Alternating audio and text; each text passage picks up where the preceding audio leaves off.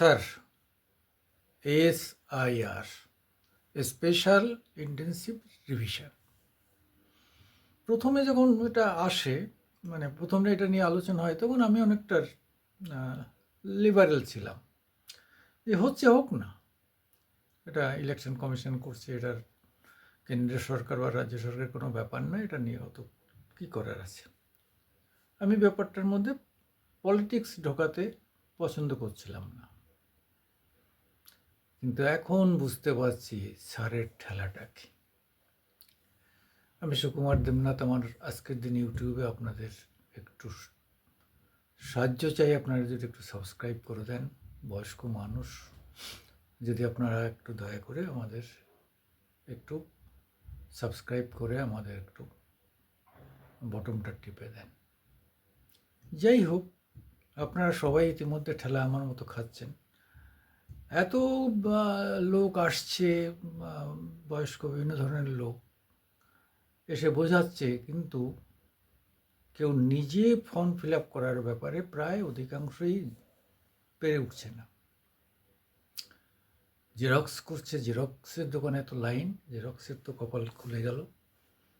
এত লোক, সবাই আগে একটা করে জেরক্স করে তারপর লিখছে, লেখার পরেও মানে ঠিকঠাক হচ্ছে না। অনেকের যে ফর্ম দিয়ে গেছে সে ফর্ম নষ্ট হয়ে যাচ্ছে, তারা পড়েছে মানে ভয়ঙ্কর বেকায়দায়।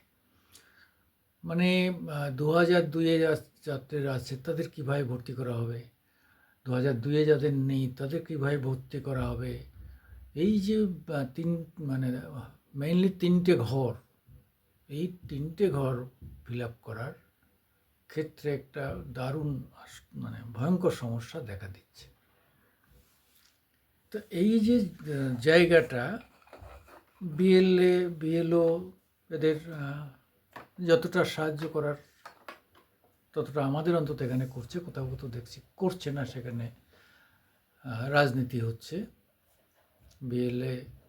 বিএলও কার এই নিয়ে রাজনীতি হচ্ছে। আমাদের এখানে, আমাদের বেহালায় এইদিকে ওইসব আমার অন্তত চোখে পড়েনি, কোথাও কোথাও হচ্ছে কিনা জানি না।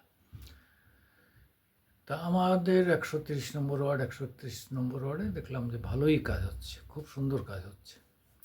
আমি বলছি ব্যক্তিগতভাবে যে অভিজ্ঞ লোকেদেরও মানে দম বন্ধ হয়ে যাচ্ছে, ভুলভাল হয়ে যাচ্ছে। তো এই যে ঘটনাটা 1 মাস ধরে চলবে, মানুষের যেখানে যাই আলোচনা, আপনি বিশ্বাস করুন, বাজারে ঘাটে, কোনো জায়গায় আড্ডায়, কোনো জায়গায় চায়ের দোকানে এই এসআইআর নিয়ে চিন্তা, এই এসআইআর নিয়ে আলোচনা। রাজনীতি হচ্ছে, এক এক রাজনৈতিক দল এক এক রকম বলছে, আবার সাধারণ মানুষের ভোগান্তির শেষ নেই। মানে স্পাইরাল বলে না, মানে সেই মানে আমাদের পেঁচিয়ে পেঁচিয়ে, এটা যেন আমাদের পেঁচিয়ে চলছে। এই পেঁচানো কবে শেষ হবে? মানে এই 1-1.5 মাসের মধ্যে মানে মানুষ বাজার করা ভুলে যাচ্ছে, ইনকামের রাস্তা নিয়ে তারা মাথা ঘামাচ্ছে না যতটা এইসব নিয়ে করছে। অফিস আদালতে জায়গায় ফোন করি, কারুর আর কাজে মন নেই, সবার এই এসআইআর, সবার বাড়িতে এইসব নিয়ে আলোচনা। তা মানে নির্বাচনের আগে 12টা জায়গায় হচ্ছে, আর অনেকে বলতে চেষ্টা করছে যে না, সেসব জায়গায় কিছু হচ্ছে না, সব ওয়েস্ট বেঙ্গলে হচ্ছে, কিন্তু আসলে তা নয়। আমরা খোঁজ রাখি না, সব জায়গায় মানে এই সমস্যা হচ্ছে। বরং আমরা ওয়েস্ট বেঙ্গলের লোক তো অনেকটা বেশি সচেতন, লেখাপড়ার দিক থেকেও বা বিভিন্নভাবে, তারপর পরস্পরের সহযোগিতা করে এখানে। কিন্তু দক্ষিণ ভারতের আরও তো অনেক জায়গায় আছে, সেসব জায়গায় তো আরও মুশকিলে পড়ে যাচ্ছে। তো যাই হোক, এসআইআর তো আর বাদ দেওয়া যাবে না, এসআইআর করতে হবে।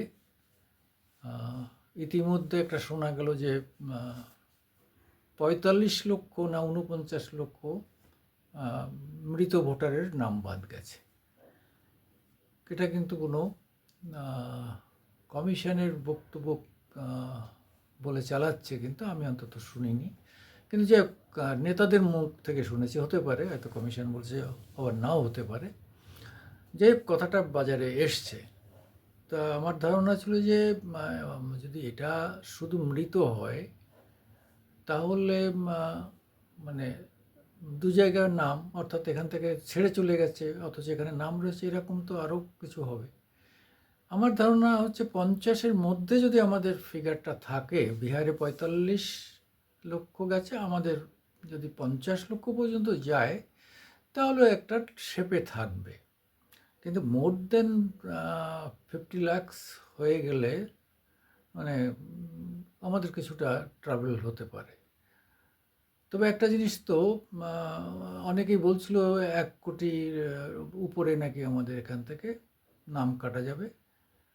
এখন সেটা বলতে পারবো না, সেই নাম কত কাটা যাবে আর যাবে না সেই জায়গা নিয়ে আমাদের এখন ব্যাপারটা ক্লিয়ার নেই। তবে বাংলাদেশিদের একটা অংশ এখানে ছিল, তারা কিন্তু প্রায় চলে গেছে। কিন্তু এর থেকে আরেকটা সত্য বেরোলো, মানে বাংলাদেশিরা এখানে এসে বাংলাদেশি আর রোহিঙ্গা বলে দেশে তারা লক্ষ লক্ষ ভোটার, কিন্তু সেটা প্রমাণ হয়নি। এই গুলশান কলোনি বা আর কোথায় কি মাসজিদ না রাশেদ কলোনি, এইসব জায়গায় যে দেখা গেছে যে 2 লক্ষ লোকের মধ্যে 11,000 না 12,000-এর ভোটার, কোনো জায়গায় আরও কম। তাহলে প্রচারের গরু গাছে উঠেছে। আপনার এসে লোক থাকুক, আপনি দেখলেন 25,000 লোক আছে, আপনি ভাবছেন 25,000 ভোট আমাদের বিরুদ্ধে দিয়ে চলে যাচ্ছে, কিন্তু যে দেখা গেল সেখানে 2,000 ভোট আছে, তাহলে কথাটা কি কীরকম হলো? তো যাই হোক, এসআইআর নিয়ে এখন রাজনীতিতে কে হবে কে হারবে কে যে জিতবে 26-এ সে বলার এখনও সময় হয়নি বা এখন আর নেই। যদি এসআইআর না থাকতো তাহলে আমরা এই সময় এইসব নিয়ে খুব বেশি চিন্তা ভাবনা করতাম। এতক্ষণ বহু অপিনিয়ন পোল বেরিয়ে যেত, বহু ধরনের সার্ভে হতো, অনেক কিছু হতো। কিন্তু যেটা এখন নির্বাচন নিয়ে আপনার বিহারে হচ্ছে, বিহারে তো আমরা বলেছিলাম যে সেখানে প্রাথমিকভাবে বিভিন্ন খবরের কাগজে বেরিয়েছিল এবং তারপরে 10টা বিভিন্ন সংস্থাও ইয়ে করে একচেটিয়া এনডিএকে জিতিয়ে দিয়েছিল। এবার দেখা যাচ্ছে যে ঠিক লাস্ট দুদিনে প্রায় সমান হয়ে গেছে, মানে কাউন্টার করার অনেকগুলো টিম নেমে পড়েছে। তারা বলছে যে না, আরজেডি সহ মহাগঠবন্ধন এরাই জিতবে, এরাই সরকার করবে, অর্থাৎ নীতিশের সরকার পাল্টাবে।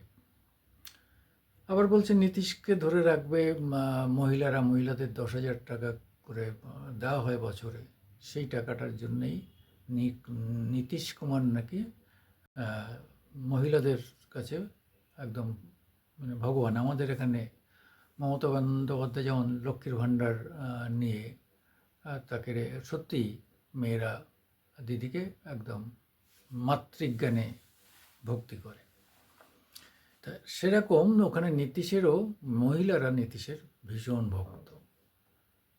আলটিমেটলি কী হবে এখনই বলা যাচ্ছে না। যাই হোক, এসআইআর নিয়ে আপনারা শুনলেন।